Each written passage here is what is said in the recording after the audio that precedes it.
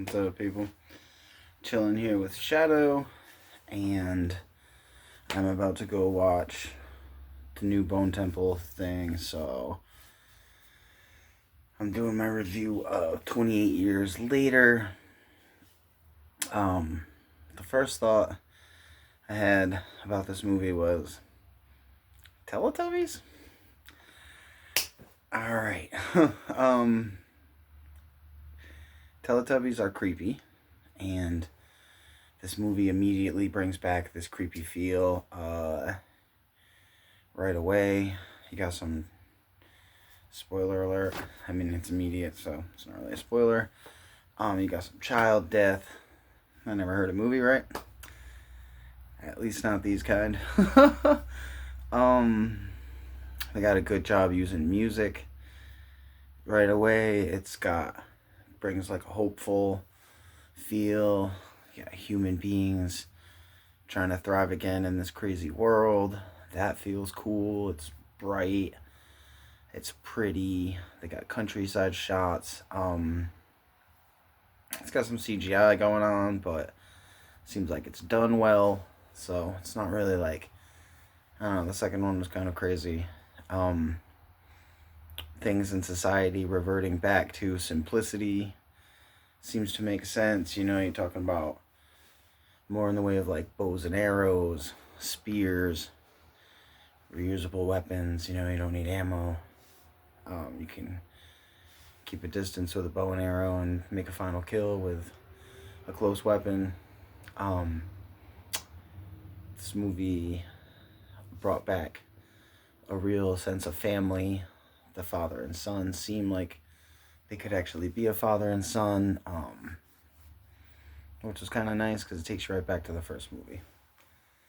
The second one felt too cold. Never got like a real family feel out of it, which I think are important to these movies because without the humanity, it's just the inhumanity. They need a balance.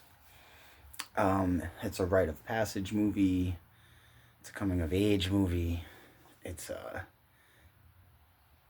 father and son story. It's a mother and son story. There's a lot going on here. It's a story about human beings trying to get it done. Seeing people reverting back to the way that we actually do things. You know, there's a successful mission, there's a celebration, there's dancing, there's singing, there's drinking, there's people doing their thing. And all of that felt very familiar. It was kind of cool. It moved the movie along at a rather rapid pace because I don't know when it was, but I checked. I was like, wow, I'm an hour into this thing, and it felt like it was 10 minutes. Then all of a sudden, I have to completely suspend my disbelief of everything going on in this universe in a heavier way than I've ever had to for these movies. It's very stark. It's very fast. It took me way out of the film. So by then I'm going, what the heck? Like, it seemed like we had a good thing going. It seemed like things were making sense, and then all of a sudden things just started not making any sense. And I was like, this makes no sense. I don't see how it works. It doesn't work. It's just more than anything that had ever happened in these series of movies so far. I was like, what on earth? So, still hopeful. I'm keeping it in. I hope it doesn't last. I got a spoiler, but I'll save that for a little while. So, about, I don't know, say there's a half hour left of the movie or something like that, 15, 20 minutes. It had like meandered, but all of a sudden it course corrects. There's some emotional spikes that are very welcome, and they highlight the emotional beats of the actual like cinematography, which is definitely meant to evoke emotions in you. So that was all happening. The film definitely jumped from emotion to emotion, but and not in like a terrible way. It wasn't terrible. It certainly was better than the second one. I would say not quite as well done as the first one. But all of a sudden you come around another corner and it was very what the fuck. Suddenly, where I was now as an American, I'm probably imbued a little bit more in British culture than most Americans have been throughout time. Because right from, watching Monty Python for the first time, I went down a bunch of rabbit holes. And my favorite teacher that I ever had in the world was a British woman, Dr. Taylor. Rest in peace. I love you very much. Wonderful teacher. Honors English senior year. So I probably maybe understood what was happening more than like an American who doesn't know anything about British culture.